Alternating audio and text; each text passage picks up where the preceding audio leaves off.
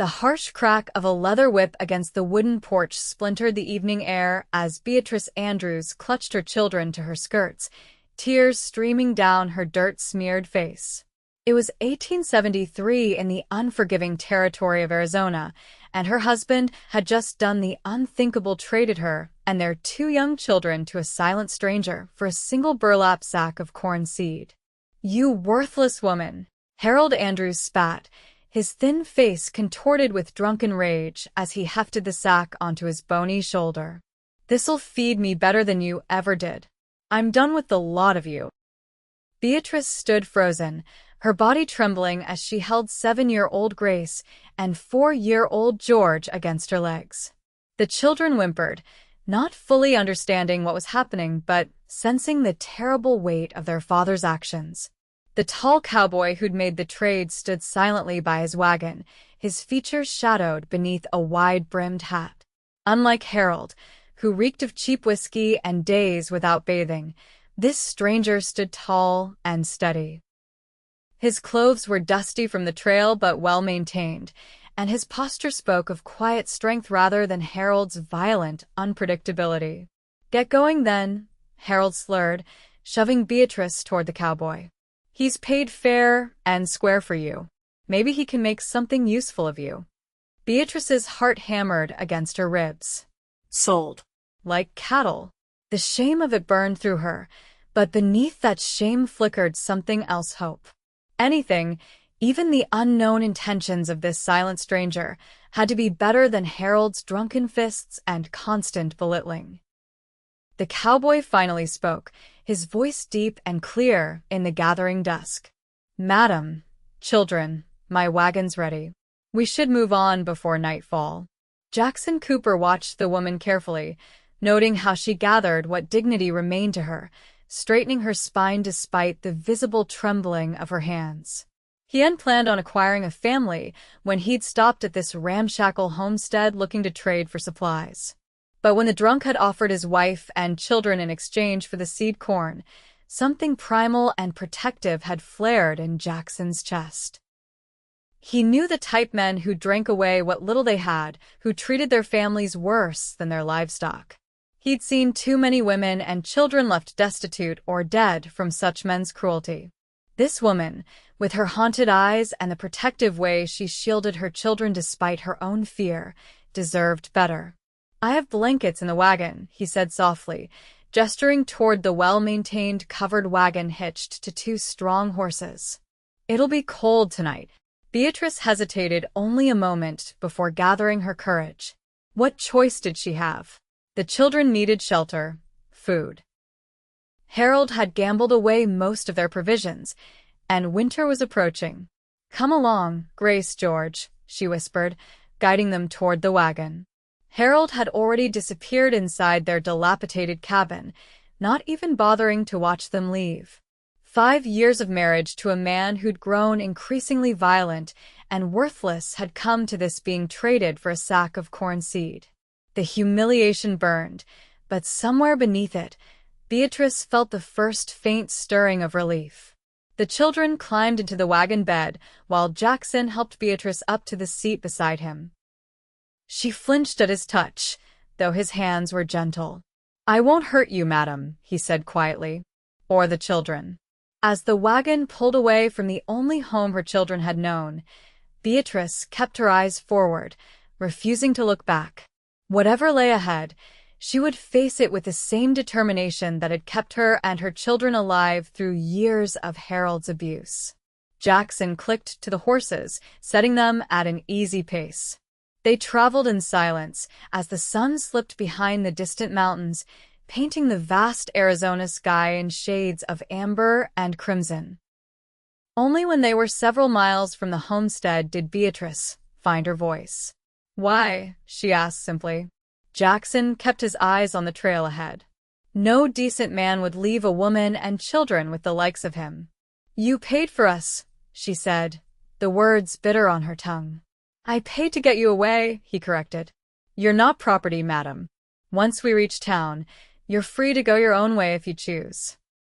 Beatrice studied his profile in the fading light: the straight nose, the firm jaw covered with a neatly trimmed beard, the crow's feet at the corners of eyes that had seen much of life's hardships. "And if we have nowhere to go?" she asked, her voice barely audible over the creak of the wagon wheels. Jackson's hands tightened slightly on the reins. "Then you can stay with me until you find your feet. I've got a small ranch about 2 days' ride from here. It's nothing fancy, but there's a solid roof and regular meals." Beatrice fell silent again, processing his words. In the wagon bed behind them, Grace and George had finally succumbed to exhaustion, curled together beneath a wool blanket. "I'm Jackson Cooper," he said after a while. "Most folks call me Jax." "Beatrice Andrews," she replied. "Though I suppose I'm not much of an Andrews anymore. You're better off without that name, if you don't mind my saying so." They made camp beside a small creek as full darkness settled over the land. Jackson efficiently set up a fire and prepared a simple but filling meal of beans, jerky, and biscuits. The children ate ravenously, and Beatrice realized it had been days since they'd had a proper meal. That night, as Beatrice lay awake beneath the stars, her children nestled against her, she tried to make sense of the day's events. She had been sold by her husband, then essentially freed by a stranger who asked nothing in return. In the morning light, she would need to decide whether to trust this quiet cowboy or take her chances in the nearest town. As dawn broke over the eastern horizon, Beatrice awoke to find Jackson already up, tending the fire and brewing coffee. The children still slept, their faces peaceful for the first time in months.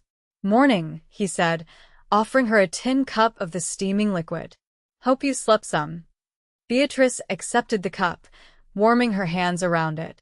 "Better than I have in a long while," she admitted. "We should reach Silver Creek by nightfall tomorrow," Jackson said. "It's a decent town. Has a school, church. You could find work there, maybe." Beatrice sipped the strong coffee, considering her options. "What kind of ranch do you have, Mr. Cooper?"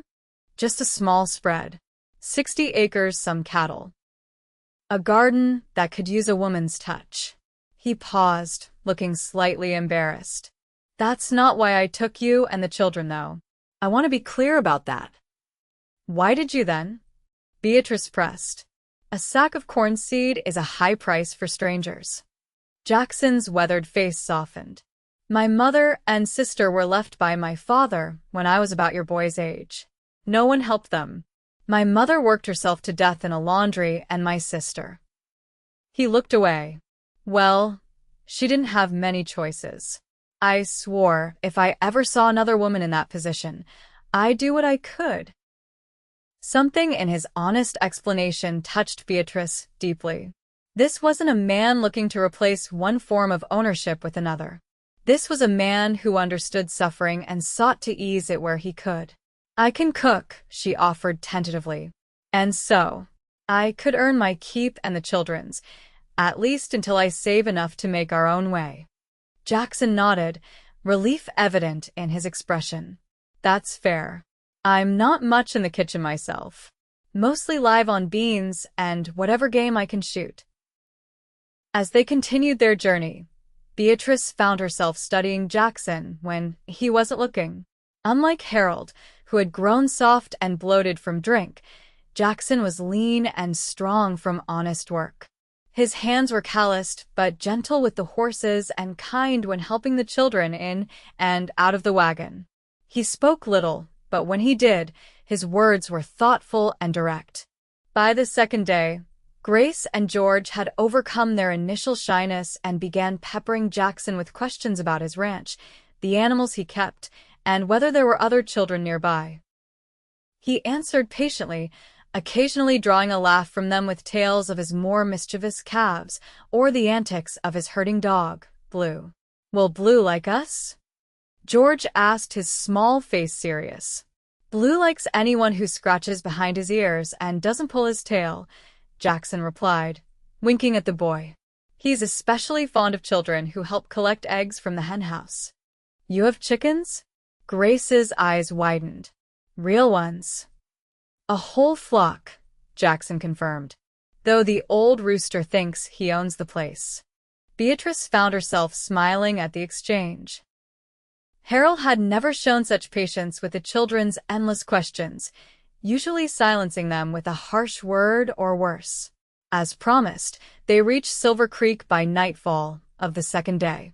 It was larger than Beatrice had expected, a proper town with a main street lined with businesses, a schoolhouse, and a white-steepled church. "We'll stay at the hotel tonight," Jackson said as they approached the town limits. "Get a proper meal and rest before the final stretch to the ranch tomorrow." Beatrice tensed, suddenly aware of how they must appear to others, a man traveling with a woman and children who were clearly not his own. "People will talk," she murmured. Jackson's expression darkened slightly. "Let them. You'll have your own room with the children. Nothing improper about that." The Silver Creek Hotel was modest but clean, with a dining room that smelled of roast beef and fresh bread. The proprietress, a plump woman named Mrs. Holloway, eyed them curiously but asked no questions when Jackson requested 2 adjoining rooms. That night, after the children had fallen asleep in the surprisingly comfortable bed, Beatrice sat by the window, looking out at the main street of Silver Creek. Lamplight spilled from windows, and a few late patrons made their way home from the saloon at the far end of town.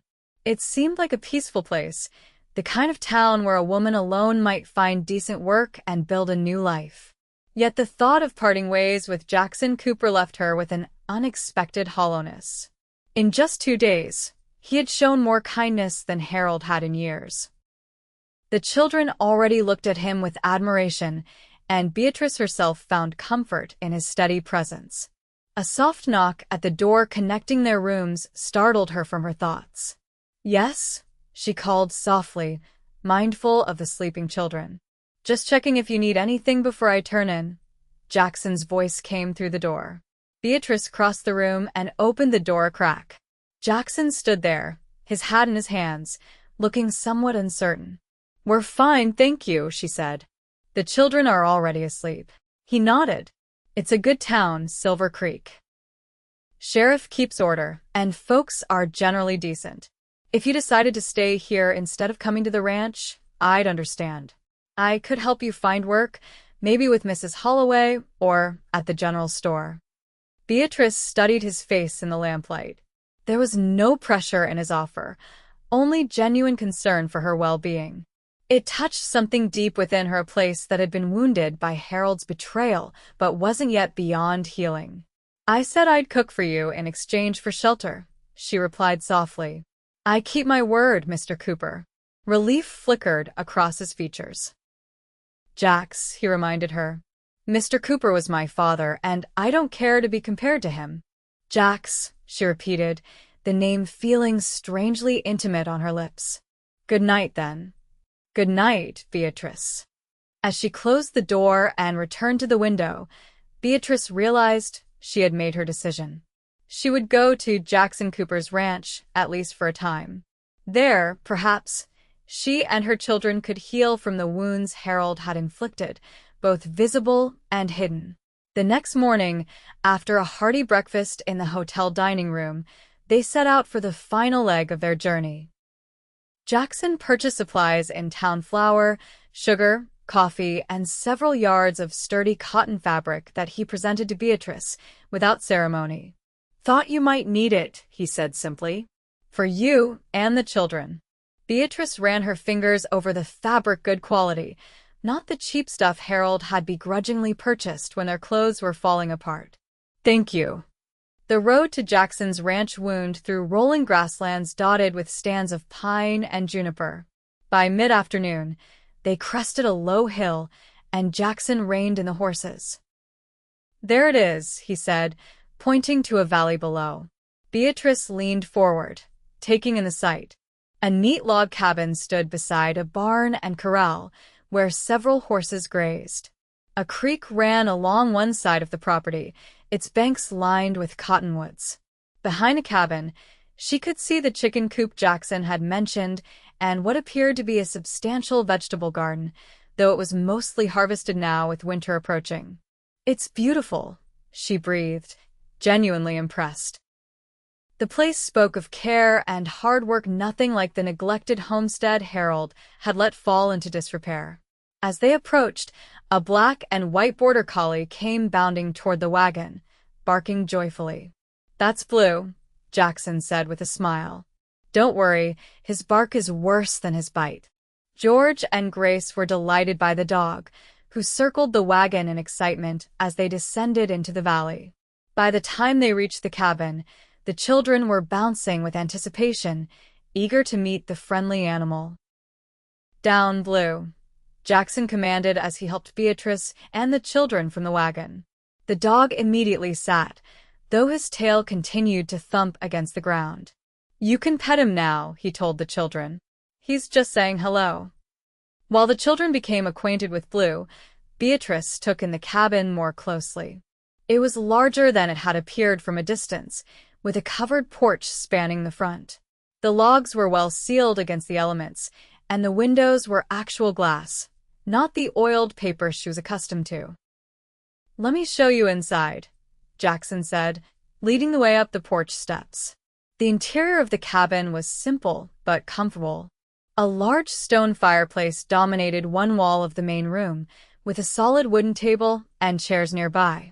A rocking chair sat before the hearth, and bookshelves lined another wall filled with actual books, Beatrice noted with surprise. Harold had considered reading a waste of time. "There are 2 bedrooms," Jackson explained, gesturing toward doors at the back of the cabin. "You and the children can take the larger one. I'll use the small room off the kitchen for now." "This is your bedroom," Beatrice protested. "We couldn't possibly, I insist," Jackson said firmly. "You need the space more than I do."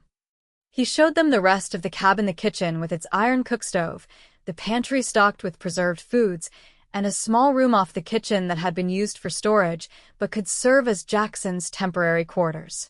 "It's not much," he said, almost apologetically, "but it's solid, and it's paid for." "It's wonderful," Beatrice said honestly. Compared to the leaky, drafty cabin she'd shared with Harold, this place was practically a palace. The first few days at the ranch established a routine.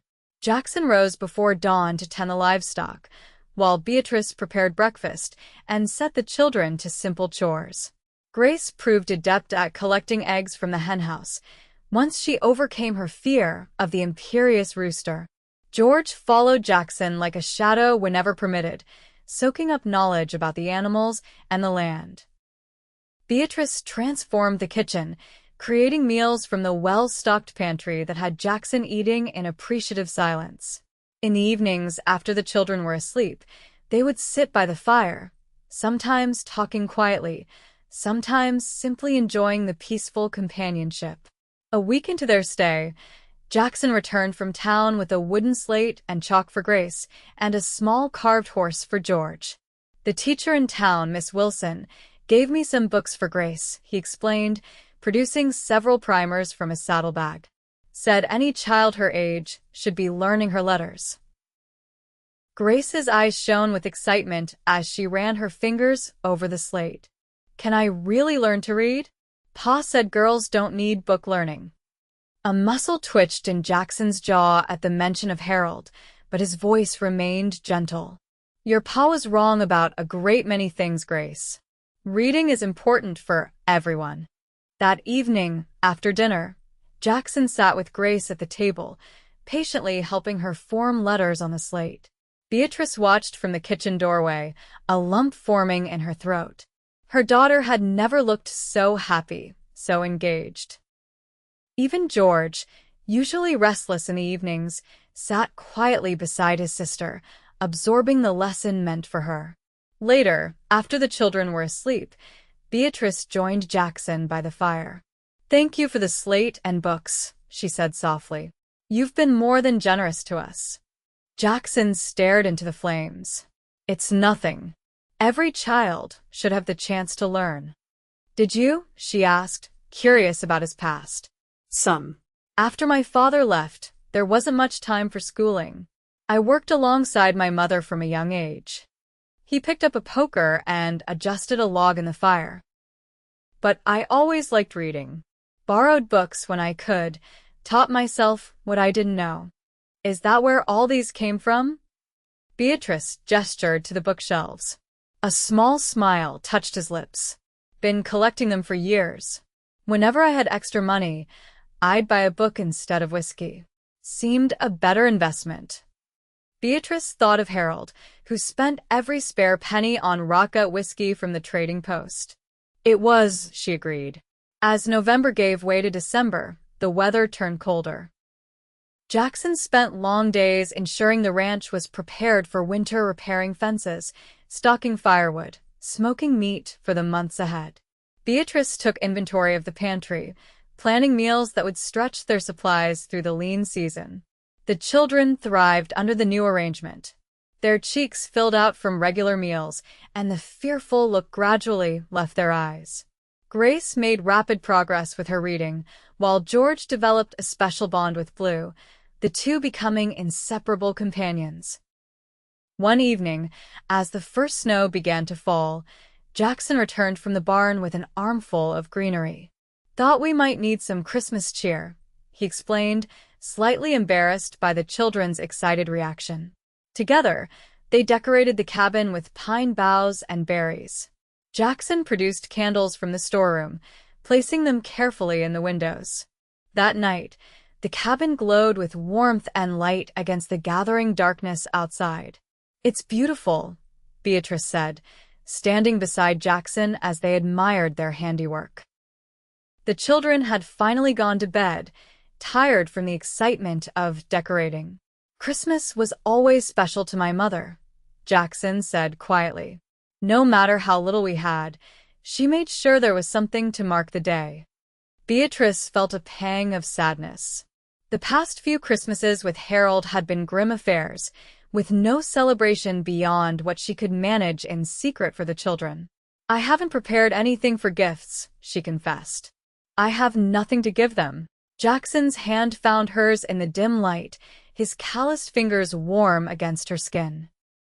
"We'll think of something," he promised. "There's still time." The brief touch of his hand sent an unexpected flutter through Beatrice's chest. She withdrew her hand carefully, confused by her reaction. Jackson had been nothing but respectful, never presuming upon their arrangement. Yet in that moment, something shifted between them, a possibility neither had acknowledged. In the days leading up to Christmas, Beatrice secretly worked on gifts for the children, using the fabric Jackson had purchased in Silver Creek to make each a new set of clothes. For Jackson, she embroidered a handkerchief with his initials, working on it late into the night after the children were asleep. Jackson, too, made mysterious trips to the barn, returning with sawdust clinging to his clothes. When Beatrice questioned him, he merely smiled and said, "Christmas surprise." On Christmas Eve, after a simple but satisfying supper, Jackson read the Nativity story from his Bible, the children listening with rapt attention.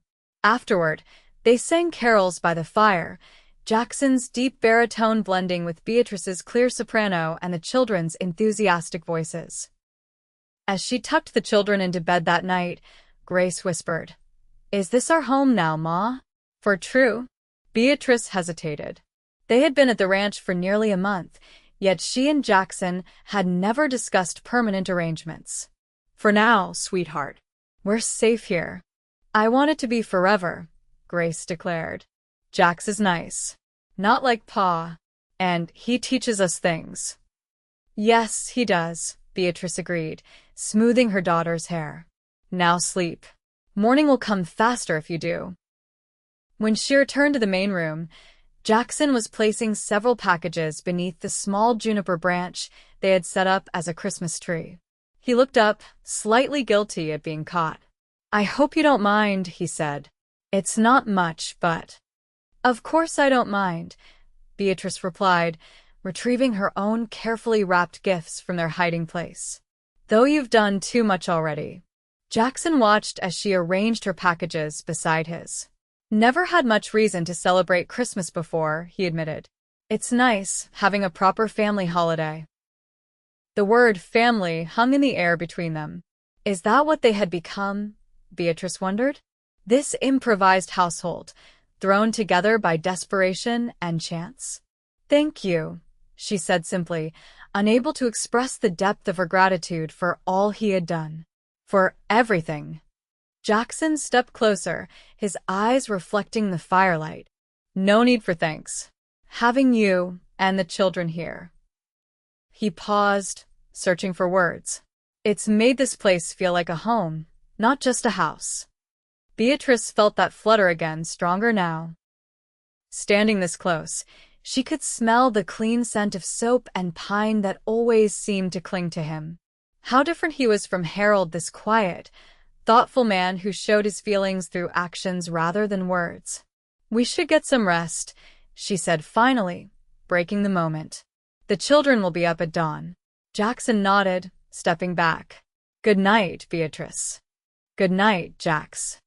Christmas morning dawned clear and cold, with sunlight sparkling off the fresh snow. As predicted, the children were awake at first light, their excited voices carrying through the cabin. Beatrice found Jackson already in the kitchen, coffee brewing on the stove. Merry Christmas, he greeted her, looking boyishly eager despite his usual reserve. Merry Christmas, she returned, accepting the cup he offered. The children burst into the kitchen, still in their night clothes. Can we see? Can we? George begged, practically bouncing with excitement. After a quick breakfast, they gathered around the small tree. The children's eyes widened at the sight of the packages more than they had ever received before. Grace and George tore into their gifts with abandon. From Beatrice, they each received new clothes, a dress for Grace, trousers, and a shirt for George. Jackson's gifts proved to be hand-carved wooden toys, a doll with movable arms and legs for Grace, and a miniature wagon with horses for George. But the gift that brought the most excitement was one for both children, a wooden sled, large enough for them to ride together down the gentle slopes near the cabin. You made this? Beatrice asked, running her hand over the smooth, polished wood. Jackson nodded, watching the children's delight with satisfaction. Had some time in the evenings. The snow's perfect for it today. The children immediately clamored to try the sled, requiring Jackson to bundle them in their warmest clothes and take them outside while Beatrice prepared dinner. Through the window, she watched as he pulled them up a small hill, then stood back as they squealed their way down the slope, Blue racing alongside them.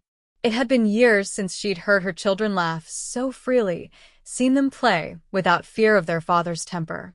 The sight brought tears to her eyes, tears of gratitude and something deeper, something she wasn't yet ready to name.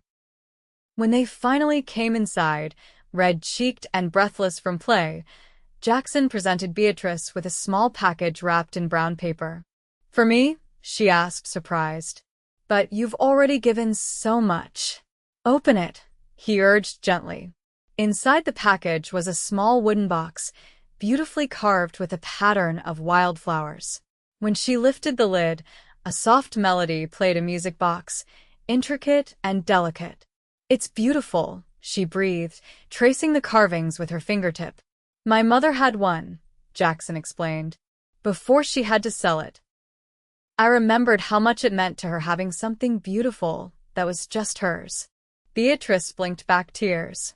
Harold had never given her gifts, except in their courtship days, and even those had been practical items chosen with little thought to her preferences.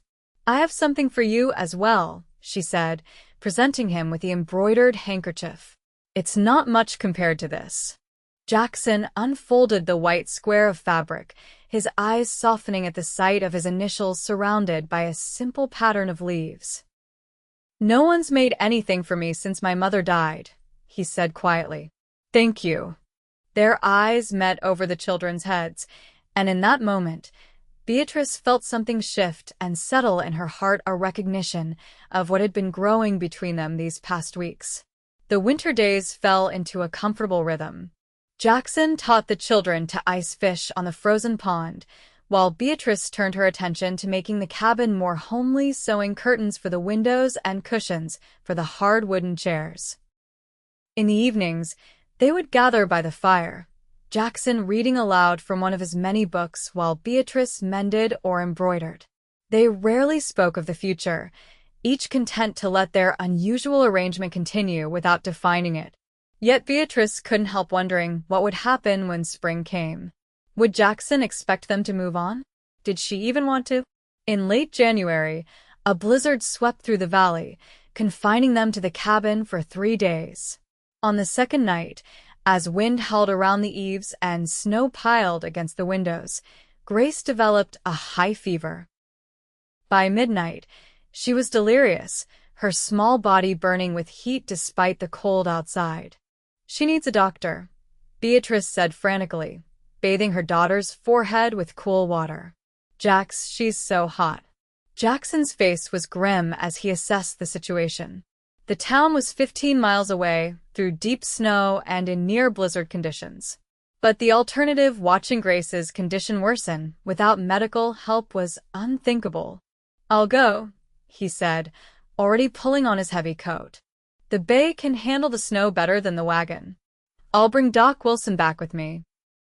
Beatrice caught his arm, suddenly terrified. Men had frozen to death in less severe conditions. "It's too dangerous," she protested. "You could get lost, or the horse could stumble." Jackson covered her hand with his own. "I won't let anything happen to Grace," he said firmly. "Or to any of you. Trust me, Beatrice." Something in his steady gaze calmed her rising panic. This wasn't Harold, who would have used the storm as an excuse to do nothing, or worse, would have resented the child for being ill. This was Jackson, who had proven his word was gold. "Be careful," she whispered. "Please." He squeezed her hand once, then was gone, the door closing behind him with finality. Through the window, she watched his figure disappear into the swirling snow, the bay horse picking its way carefully down the trail. The night stretched endlessly as Beatrice tended to Grace, changing cool compresses and coaxing sips of water into her parched mouth. George huddled nearby, his small face pinched with worry for his sister. Even Blue seemed to sense the gravity of the situation, lying vigilant at the foot of Grace's bed.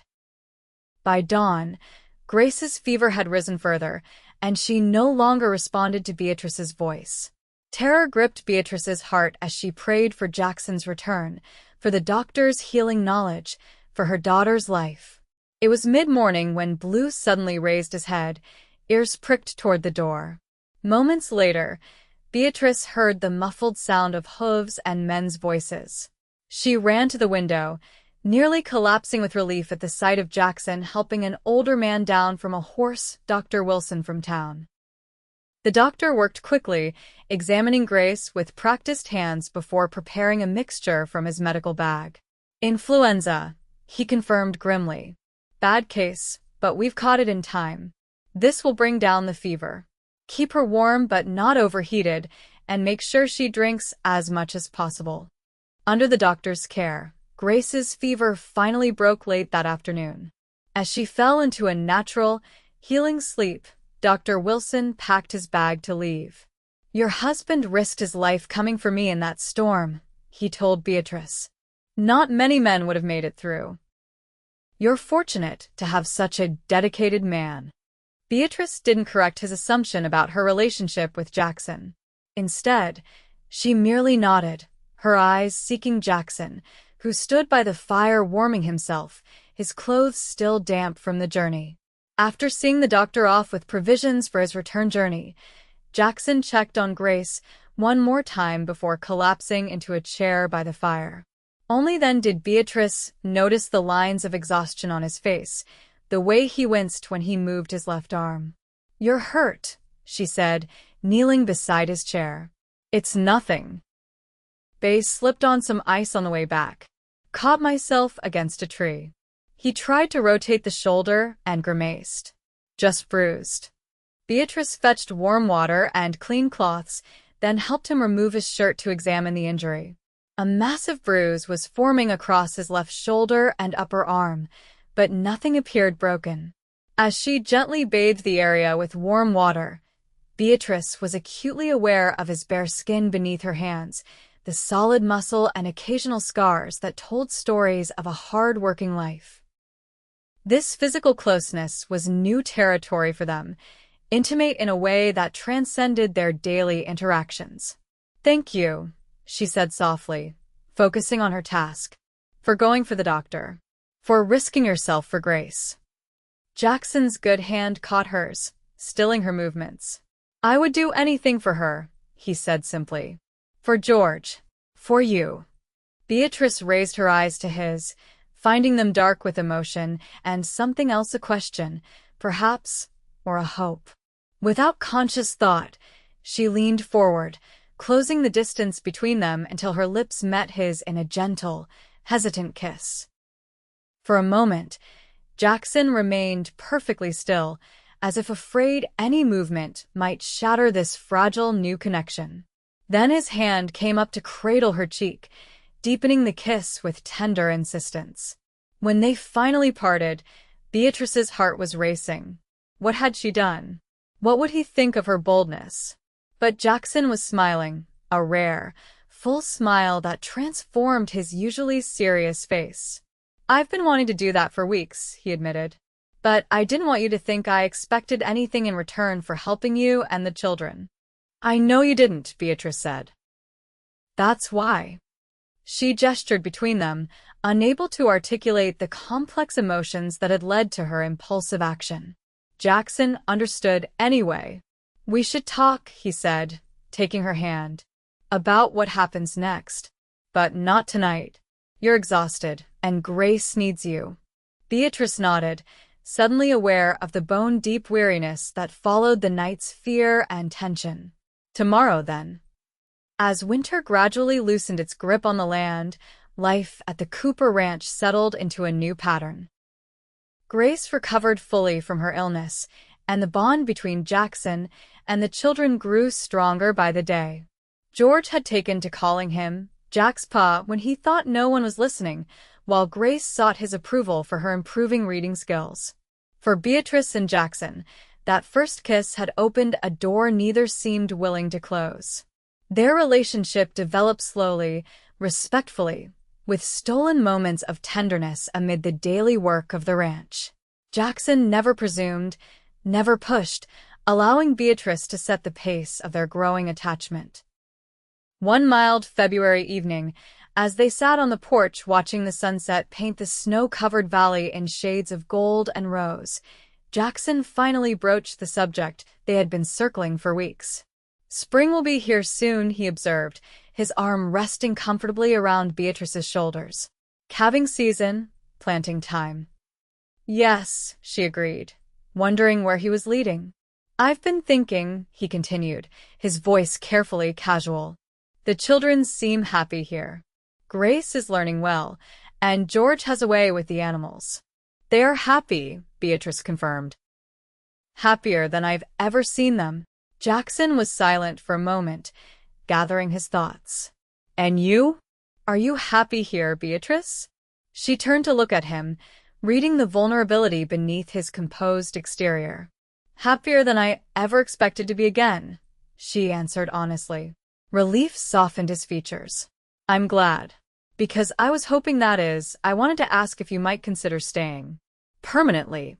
Beatrice's heart quickened. "As your housekeeper?" she asked, needing clarity. Jackson shook his head, taking her hands in his. "As my wife. If you'll have me." The directness of his proposal took her breath away.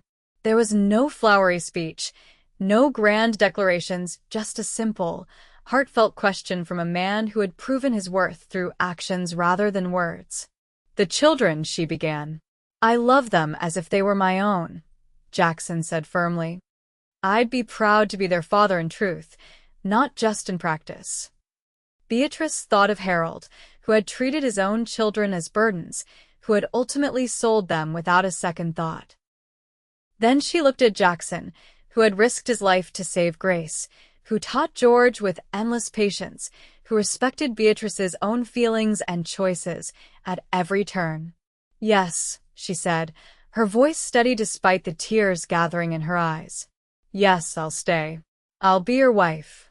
Jackson's smile was like sunrise breaking across his face.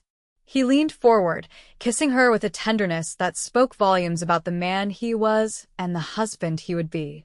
They were married in the Silver Creek Church on the first day of spring, with Grace and George standing proudly beside them. The town had accepted the simplified version of their story that Jackson had rescued Beatrice and her children from an abusive situation without much question. In a land where survival often depended on the kindness of strangers, such arrangements were not unheard of. That evening, after the children had been tucked into bed in their room now officially theirs by right, not Charity, Beatrice and Jackson stood on the porch of their cabin, looking out at the land that was now truly their home. "Did you ever imagine this?" Beatrice asked, leaning against her husband's solid form. "When you traded that sack of corn for us?" Jackson chuckled, the sound rumbling pleasantly against her cheek. "I just knew I couldn't leave you there," he admitted. "The rest, well, sometimes the best things happen when you least expect them." Beatrice thought of the terrible day when Harold had sold her and the children, how she had felt her world ending. Instead, it had been just the beginning of something far better than she could have imagined. "Come inside, Mrs. Cooper," Jackson said softly, using her new name with evident pleasure. "Tomorrow's soon enough to face the world." As Beatrice followed her husband into their home, she sent a silent prayer of gratitude into the star-filled sky. Life had brought her full circle from being traded like property to finding true partnership with a man who valued her not for what she could provide, but for who she was. From such unlikely beginnings had grown love, family, and the promise of a future filled with possibility. Summer arrived in a riot of wildflowers and new life. The ranch flourished under their combined care, Jackson's steady, practical knowledge blending perfectly with Beatrice's attention to detail and nurturing touch. The vegetable garden expanded, the cattle herd grew, and the cabin itself was gradually transformed with small improvements that made it more comfortable and welcoming.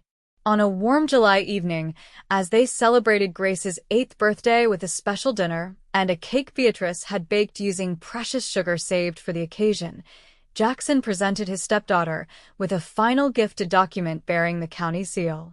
"What is it, Pa?" Grace asked, having adopted the title naturally in the months since the wedding. Jackson glanced at Beatrice, who nodded encouragingly. "It's adoption papers," he explained. "If you and George sign these with your ma's help, of course you'll legally be Grace Cooper and George Cooper. My children, in the eyes of the law as well as in my heart." Grace's eyes widened, and she looked to her mother for confirmation. When Beatrice nodded, tears brimming in her eyes, the little girl threw herself into Jackson's arms. "Does this mean he can never take us back?" she whispered, and Beatrice's heart broke anew at the realization that her daughter still carried that fear. "Never," Jackson promised fiercely, holding her close. "You're ours now, forever." Later that night, after the children were asleep, Jackson found Beatrice sitting on the porch, looking up at the star-filled sky. "Penny for your thoughts," he said, settling beside her. "I was thinking about how strange life can be," she replied. "If Harold hadn't been desperate for that corn seed, if you hadn't stopped at our homestead that day." Jackson took her hand, his thumb tracing gentle circles on her palm. "I believe some things are meant to be," he said quietly. "Not that what he did was right, it wasn't. But sometimes even the worst circumstances can lead to something good." Beatrice leaned her head against his shoulder, savoring the solid warmth of him. "I have something to tell you," she said after a moment. Jackson turned to look at her, curiosity in his eyes. "Oh, I've suspected for a few weeks now, but I wanted to be sure before I said anything." She took a deep breath. "We're going to have a baby, Jax. Around Christmas time, I think." For a moment, Jackson sat perfectly still, absorbing her words. Then a smile spread across his face, followed by a whoop of joy that startled Blue from his doze beneath the porch steps. "A baby," he repeated, gathering Beatrice into his arms. "Our baby." She nodded, laughing at his uncharacteristic display of emotion. Are you happy? Happy doesn't begin to cover it, he declared, kissing her soundly. I never thought I'd have all this: a wife, children, a family of my own. As summer gave way to fall, Beatrice's condition became obvious. The children were thrilled at the prospect of a new brother or sister, peppering their parents with questions about the baby and offering suggestions for names. Grace appointed herself assistant mother, helping Beatrice with increasingly limited tasks, while George took on more responsibilities around the ranch, proud to be the man of the house when Jackson was busy with the cattle. Word of their expanding family reached Silver Creek, and the community responded with typical frontier generosity. Mrs. Holloway from the hotel sent a handmade quilt for the baby, while Doc Wilson promised to attend the birth regardless of weather or distance. Even the schoolteacher, Miss Wilson, contributed a small collection of children's books for when the little one is ready. As her due date approached, Beatrice found herself reflecting on the dramatic changes of the past year. Last December, she had been the property of a man who cared nothing for her or their children. This December, she was the beloved wife of a good man, mistress of a prospering ranch, and expecting a child who would be welcomed with open arms and open hearts. The baby arrived 2 days before Christmas, a healthy boy with Jackson's dark hair and Beatrice's clear eyes. They named him James, after Jackson's grandfather, with the middle name Thomas to honor Beatrice's father, who had died when she was young. As Beatrice held her newborn son, with Jackson sitting beside her on the bed and Grace and George peering wonderingly at their new brother, she felt a sense of completion she had never known was possible. He's perfect, Jackson whispered, gently touching the baby's tiny hand. He is, Beatrice agreed. And so is all of this.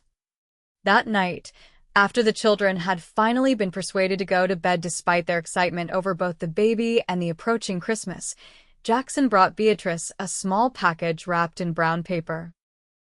An early Christmas gift, he explained, sitting carefully on the edge of the bed where she rested with James sleeping peacefully beside her. Inside the package was a silver locket on a delicate chain. When Beatrice opened it, she found a tiny lock of hair the baby's already placed inside. It's tradition, Jackson said. My mother had one with my hair and my sister's. I thought you might like to continue it. It's beautiful, Beatrice said, touching the locket reverently. Will you help me put it on? As Jackson fastened the chain around her neck, his fingers lingering on the soft skin at the nape of her neck, Beatrice reflected on how far they had come from that first frightening day when he had purchased her and the children for a sack of corn seed. What are you thinking? He asked, noticing her thoughtful expression. I was thinking about worth, she replied. How Harold valued me so little, yet you saw something worth saving. Jackson's face grew serious. You were never something to be valued like cattle or land, Beatrice. You were always a person deserving of respect and kindness. He paused, choosing his words carefully. What I did that day wasn't about buying you. It was about freeing you. Beatrice reached up to touch his face, tracing the lines that hard work and weather had etched around his eyes. And in freeing me, you found your own freedom too, didn't you? Jackson nodded, understanding her meaning. The ranch was just a place before you came. Empty rooms, endless work. Now it's a home. As the baby stirred between them, making small contented noises in his sleep, Beatrice felt a wave of gratitude so intense it brought tears to her eyes. From the lowest point of her life had come this unexpected blessing, a true partnership with a man who cherished her, children who thrived under his care, and now this new life that represented their shared future. I love you, Jackson Cooper, she said simply. And I love you, Beatrice Cooper, he replied, bending to kiss her with tender reverence. More than I ever thought possible. Outside, snow began to fall, blanketing the ranch in pristine white as Christmas Eve slipped into Christmas Day. Inside the sturdy log cabin, The unlikely family created from desperation and chance slept peacefully, secure in the knowledge that they had found in each other exactly what they needed, not just survival, but love, respect, and the promise of a future brighter than their past. 5 years later, the Cooper Ranch had prospered beyond Jackson's most optimistic expectations. The original 60 acres had expanded to nearly 200, with a larger herd of cattle and several fine horses. The cabin, too, had grown, with Jackson adding 2 more rooms to accommodate their growing family. James, now 5, had been joined by a sister, Elizabeth, who at 3 years old already showed signs of inheriting her mother's quiet determination and her father's love of the land. Grace, at 13, was one of the brightest students in the Silver Creek School, while George, 10, had developed his stepfather's knack for working with animals. On a crisp autumn afternoon, as Beatrice stood on the porch watching Jackson teach James to ride his new pony, a wagon appeared on the road leading to their property. Visitors were not uncommon. The Coopers' hospitality was well known in the area, but something about this particular wagon made Beatrice pause. As it drew closer, she recognized the driver with a jolt of shock that left her momentarily breathless. Harold Andrews, older and even more weathered than she remembered, but unmistakably the man who had once been her husband. Jackson noticed the wagon at the same moment, immediately lifting James from the pony and sending him toward the house with a quiet word. He then strode toward the approaching vehicle, positioning himself between it and the porch where Beatrice stood frozen. Harold reined in the horses a respectful distance from the house. He was alone, Beatrice noted, and the wagon was loaded with what appeared to be all his worldly possessions, a sad collection of worn tools and battered furniture. "Cooper," Harold called, his voice carrying across the yard. "Might I have a word?" Jackson didn't move from his protective stance. "Say what you've come to say, Andrews." Harold's gaze shifted to Beatrice, and something like shame flickered across his face. "Came to see the children," he said, his voice lacking its former belligerence. "Heard tell they were doing well." "Our children are no concern of yours," Jackson replied evenly. "You gave up any right to them 5 years ago." Harold flinched at the reminder.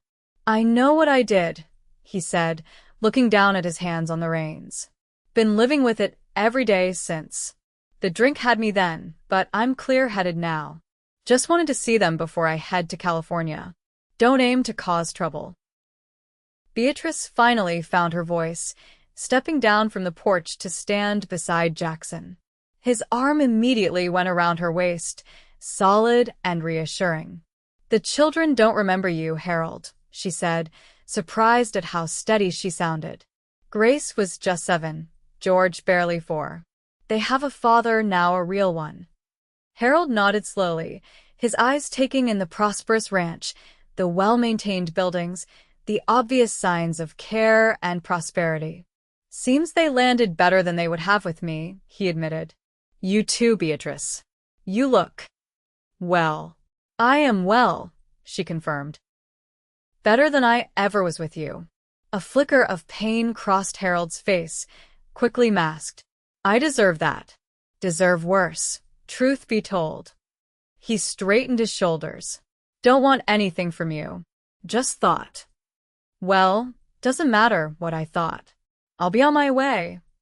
As he gathered the reins to leave, Beatrice felt a complicated surge of emotions, not forgiveness, exactly, but perhaps a kind of closure. This broken man held no power over her anymore. She had built something far stronger than the fear and dependency that had once defined her life. "Wait," she said, surprising herself as much as the 2 men. "The children are inside. If you want to see them, just see them. Nothing more you can. But only if they agree." Jackson looked at her sharply, concern in his eyes. "Are you sure about this?" Beatrice nodded. "They should have the choice. And they should know that whatever happened in the past, they're here now because they're wanted and loved, not because of any transaction." Harold remained in his wagon while Beatrice went inside to speak with Grace and George. She explained, as gently as possible, who the visitor was and why he had come. Grace's face hardened immediately, but George, who retained only the vaguest memories of his biological father, seemed curious. "You don't have to see him," Beatrice assured them. "This is entirely your decision." Grace crossed her arms. "I remember what he did. How he treated you. How he sold us like we were no better than cattle." "Yes," Beatrice acknowledged. "He did those things. But he's leaving for California, and this may be the only chance you have to ask any questions you might have, or simply to see him as he is now." After a moment's consideration, both children agreed to a brief meeting, with their parents present. They filed out onto the porch, flanked protectively by Jackson and Beatrice. Harold's eyes widened at the sight of them. Grace, tall and confident, nothing like the frightened little girl she had been. George, sturdy and serious, with Jackson's straight posture and thoughtful gaze. "They've grown," he said inadequately. "Children do that," Jackson replied, his tone neutral, but his stance protective. An awkward silence fell, broken finally by George. "Do you remember me?" he asked bluntly. Harold nodded. "Course I do. You were just a little fellow when I last saw you, always following your sister around." "I don't really remember you," George said. "Just that you were angry a lot, and that you smelled bad." A surprised laugh escaped Beatrice before she could stop it. George had always been disconcertingly direct. Harold didn't seem offended. "That's fair," he conceded. "I wasn't much of a father to remember." Grace, who had remained silent, finally spoke. "Why did you do it? Sell us, I mean." Harold's face sagged, the lines around his mouth deepening.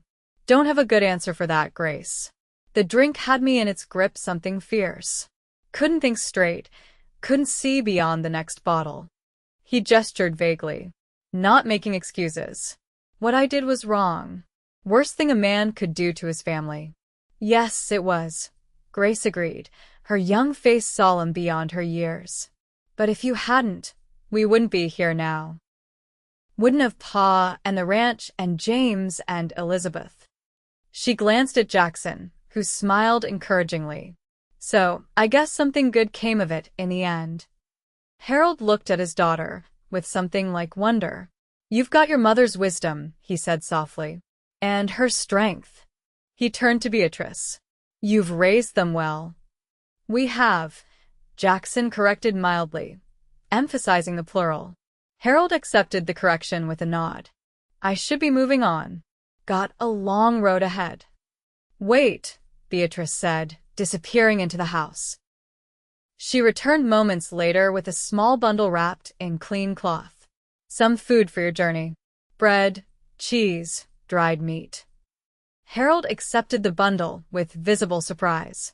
"You don't owe me any kindness." "It's not for your sake," Beatrice replied honestly. "It's for mine, for the person I choose to be, despite what was done to me." A look of understanding passed between them, not forgiveness, but acknowledgement. Harold touched his hat in a gesture of respect, first to Beatrice, then to Jackson. "You're a fortunate man, Cooper.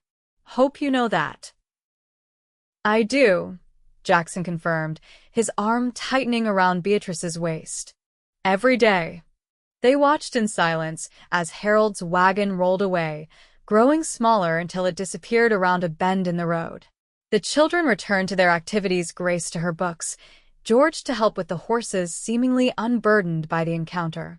That evening, as they sat on the porch watching the sunset paint the western sky in brilliant oranges and purples, Jackson took Beatrice's hand. "You're an extraordinary woman, Beatrice Cooper," he said quietly. "Not many would have shown kindness to a man who treated them as he treated you." Beatrice leaned against his shoulder, drawing comfort from his solid presence. "It wasn't kindness, exactly. More like setting down a burden I didn't need to carry anymore." From inside the house came the sound of children's laughter, Elizabeth's high-pitched giggles, James's more deliberate tones, George demonstrating something to his younger siblings, and Grace's patient explanations. The sounds of a family, whole and happy. Do you ever think about how strangely it all began? Beatrice asked. That day when he sold us to you?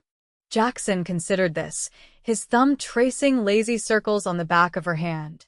I used to, he admitted.